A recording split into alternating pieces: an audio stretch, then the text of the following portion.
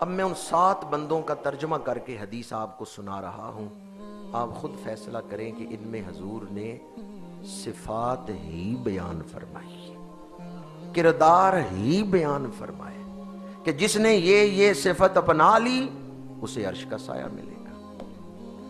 اس حدیث میں جس میں عرش کے سائے کا ذکر ہے، صفتیں بیان ہوئی، کردار ہی بیان ہوا ہے۔ سبعۃ یظلھم اللہ یوم لا ظل الا ظلہ، فرمایا قیامت کے دن جب کہیں سایہ نہیں ہوگا، 7 قسم کے لوگ ہیں جنہیں اللہ عرش کا سایہ عطا فرمائے گا۔ پہلا شخص امام عادل، عدل کرنے والا حکمران، انصاف کرنے والا شخص، عدل کرنے والا حکمران۔ تو عدل کرنا کیا ہے؟ صفت۔ آگے فرمایا شاب نشأ فی عبادت اللہ، وہ نوجوان جو عبادت کرتے ہوئے جوانی چڑھا ہے۔ نشا پروان چڑھے، جوانی چڑھا ہے، فی عبادت اللہ، اللہ کی عبادت کرتے، اس کا لڑکپن غفلت میں نہیں گزرا کہ بڑی عمر پڑی ہوئی ہے، اس کا لڑکپن غفلت میں گناہوں میں نہیں گزرا۔ جس نوجوان نے عبادت کرتے ہوئے جوانی کی دہلیز پہ قدم رکھا، قیامت کے دن اللہ اسے عرش کا سایہ عطا فرما دے گا۔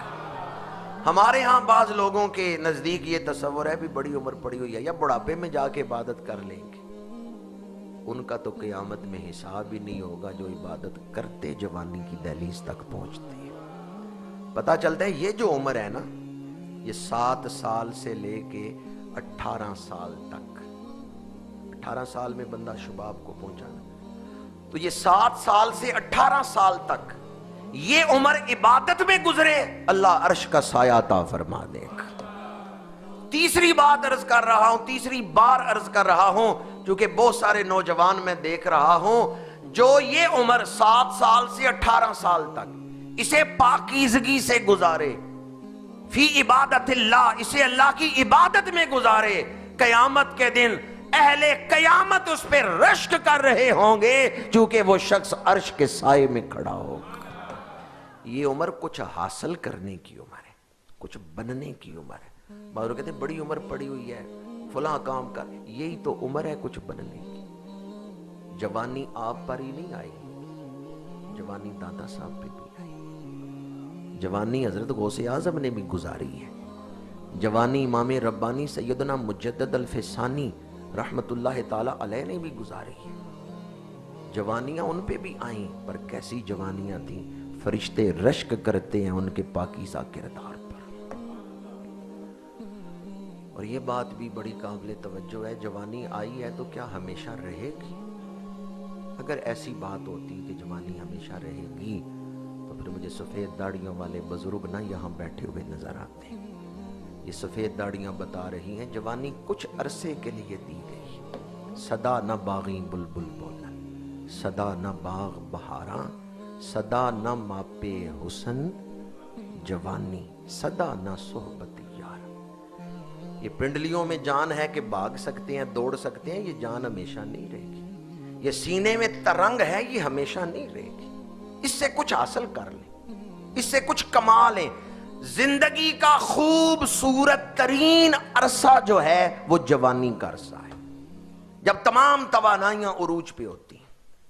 انسانی زندگی میں خوبصورت ترین وقت جو ہے، سب سے زیادہ توانائیوں کے اظہار کا جو وقت ہے وہ یہی جوانی کا وقت ہے۔ بڑھاپے میں بعض لوگوں کا بڑھاپا بڑا خوبصورت ہوتا ہے، لیکن بعض لوگ ارذل عمر تک پہنچ کے کمر دوری ہو گئی، سیدھے چل بھی نہیں سکتے۔ تو جوانی جس نے کچھ کما لیا، حاصل کر لیا، عبادت میں گزاری، میرے آقا فرماتے ہیں اسے اللہ عرش کا سایہ عطا فرمائے۔ کتنے لوگ میں نے بیان کیے ہیں؟ 2۔ تیسرا رجل قلبہ معلق بالمسجد، وہ آدمی جس کا دل مسجد سے لگ گیا، جس کا دل مسجد سے لگ گیا، جس کو جلدی نہیں ہے، دل مسجد سے لگ گیا، اذا خرج منہ حتی یعود الیہ، وہ مسجد سے نکلا ہے باہر، نماز پڑھ کے فارغ ہو کے نکلا ہے، خرج منہ، لیکن وہ سوچ رہا ہے کب اذان ہوگی میں دوبارہ مسجد میں آؤں، شوق ہے کہ جلدی مسجد میں دوبارہ جاؤں۔ جس کا دل لگ گیا ہے مسجد کے ساتھ، قیامت کے دن اسے اللہ عرش کا سایہ عطا فرمائے گا۔ چوتھا، رجلان تحابا فی اللہ، دو آدمی جنہوں نے باہمی محبت کی اللہ کی وجہ سے، رجلان تحابا فی اللہ، وہ دو آدمی جن کی باہمی محبت کی وجہ اللہ ہے، جو اللہ کی وجہ سے ایک دوسرے سے محبت کرتے ہیں، اجتماع علیہ وتفرقا، جو باہم ملتے ہیں تو اللہ کی رضا کے لیے ملتے ہیں، جدا ہوتے ہیں تو اللہ کی رضا کے لیے جدا ہوتے ہیں، جن کا باہمی تعلق اللہ کی رضا کے لیے۔ اگر چاہتے ہیں قیامت کے دن عرش کا سایہ ملے تو کسی ایک کے ساتھ ایسا تعلق ضرور رکھیں جو صرف اللہ کی رضا کے لیے ہے۔ ہم داتا صاحب سے محبت کرتے ہیں تو کس کے لیے؟ حضور غوث اعظم سے محبت کرتے ہیں تو اس لیے وہ اللہ والے ہیں۔ حضرت خواجہ خواجگاں خواجہ معین الدین چشتی اجمیری سے محبت کرتے ہیں تو اس لیے وہ اللہ والے ہیں۔ حدیث قدسی ہے ایک اور مقام پر، حدیث پاک ہے اور یہ بھی بخاری شریف میں ہے، قیامت کے دن اللہ کریم اعلان فرمائے گا وہ لوگ کہاں ہیں جو میری وجہ سے محبت کرتے تھے؟ این المتحابون فیہ، این المتجالسون فیہ، وہ لوگ کہاں ہیں جو مجلس کرتے، محفل کرتے، باہم ملتے تو میری وجہ سے ملتے تھے۔ این المتحابون فیہ، ایک دوسرے سے محبت کرتے تھے تو میری وجہ سے محبت کرتے تھے۔ مجھے قسم ہے اپنی عظمت و جلال کی، جو میری وجہ سے محبت کرتے ہیں میں نے ان پہ آتش دوزخ کو حرام کر دیا ہے۔ اللہ کی وجہ سے محبت عرش کا سایہ حاصل کرنے کا باعث بن گئی۔ ہماری آج محبتیں ہیں غرض سے جڑی ہوئی، ہماری آج جو محبتیں ہیں وہ اغراض سے جڑی ہوئی ہیں، مفاد پرستی سے جڑی ہوئی ہیں، دنیاوی مادی مفاد۔ اگر کسی کے ساتھ محبت محض اللہ کے لیے ہے تو یہ محبت اللہ کے قرب کا باعث بنے گی۔ 4 قسم کے لوگ ہو گئے۔ 5واں خوش نصیب، رجل ذکر اللہ خالیا ففادت عیناہ، فرمایا وہ آدمی جو تنہائی میں بیٹھا ہو، تنہائی میں اللہ کا ذکر کرے، ففادت عیناہ، اور آنکھوں سے آنسو جاری ہو جائے۔ جس کی آنکھوں سے تنہائی میں یاد خدا کی وجہ سے آنسو آ گئے، اللہ اسے عرش کا سایہ عطا فرمائے گا۔ آنسو محض پانی کا نام ہے جو آنکھوں سے نکلتا ہے، آنسو محض پانی نہیں جو آنکھوں سے نکلتا ہے، اس پانی کے قطرے کے پیچھے کوئی جذبہ ہوتا ہے، جو جذبہ آنسوؤں کا باعث بنتا ہے۔ درگاہوں پہ جھاڑو دینے والوں نے سمجھایا ہے یار کے غم میں رونے والی آنکھ بڑا سرمایہ ہے، یار کے غم میں رونے والی آنکھ بڑا سرمایہ۔ رات پوے تے بے دردانو نیند پیاری آوے، درد مندانو یاد سجن دی ستیاں آن جگا۔ راتی زاری کر کر رومن، راتی زاری کر کر روندے تے نیند اکھاں دی توندے، فجری اوگن ہار کہاون سب تھی نیویں ہوندے۔ عاجزی بھی کر رہے ہیں، عبادت پہ غرور بھی نہیں کرتے، اور رات رو بھی رہے ہیں اپنے رب کی یاد میں۔ رجل ذکر اللہ خالیا ففادت عیناہ، فرمایا جو تنہائی میں بیٹھ کر اللہ کی یاد میں روئے، اللہ اسے عرش کا سایہ عطا فرمائے۔ انسان روتا ہے، پچھلی زندگی میں کئی دفعہ ہم روئے، کبھی کسی عزیز کی جدائی پر، کبھی اپنے جسم کی تکلیف پر، کبھی کسی دنیاوی دکھ پر۔ کیا کبھی اللہ کی محبت میں بھی روئے؟ کیا کبھی اللہ کی یاد میں بھی آنسو آئے؟ وہ آدمی بڑا خوش نصیب ہے جس کو یہ سوز کی دولت مل گئی۔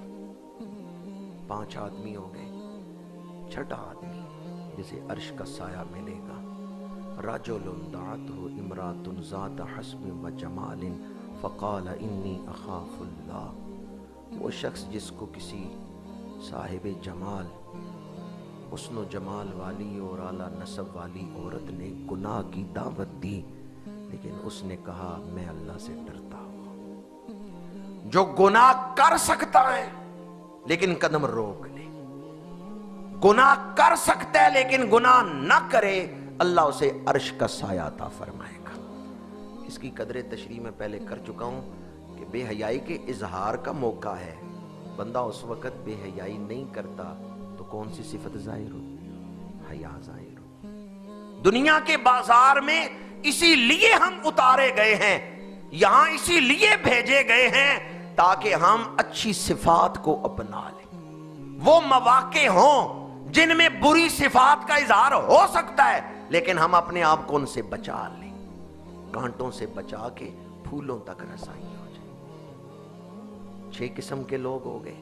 7واں خوش نصیب جسے عرش کا سایہ ملے گا، رجل تصدق بصدقۃ فاخافها، وہ آدمی جو پوشیدگی سے صدقہ دے، جس نے صدقہ دیا لیکن اس کو چھپا کر دیا، پوشیدگی سے دیا۔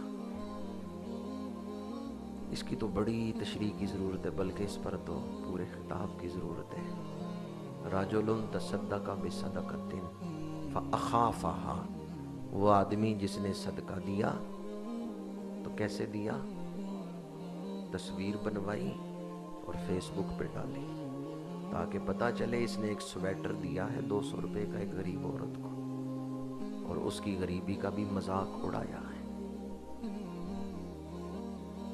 جو آدمی نیکی کرے، صدقہ دے لیکن چھپا کر دے، اللہ قیامت کے دنوں سے عرش کا سایہ عطا فرمائے۔